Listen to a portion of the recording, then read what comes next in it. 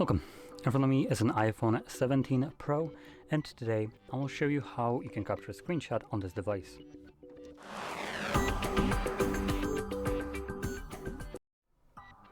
So, to get started, you'll want to open up content that you wish to capture, which I'll be using as the first page of the home screen as an example for this. Once your content is visible on your screen, like this pages, simply press the power button and the volume up at the same time. It gets you this flash along with the pop-up, and after a moment this will disappear.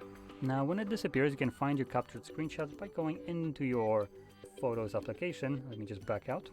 So typically it would be located in a library, which your screenshot will show up in. You can see it right here.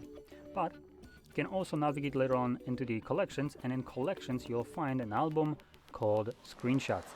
In here, obviously, you will find just screenshots and nothing else, which makes it much easier for you to locate the captured screenshot you might be looking for. So there we go.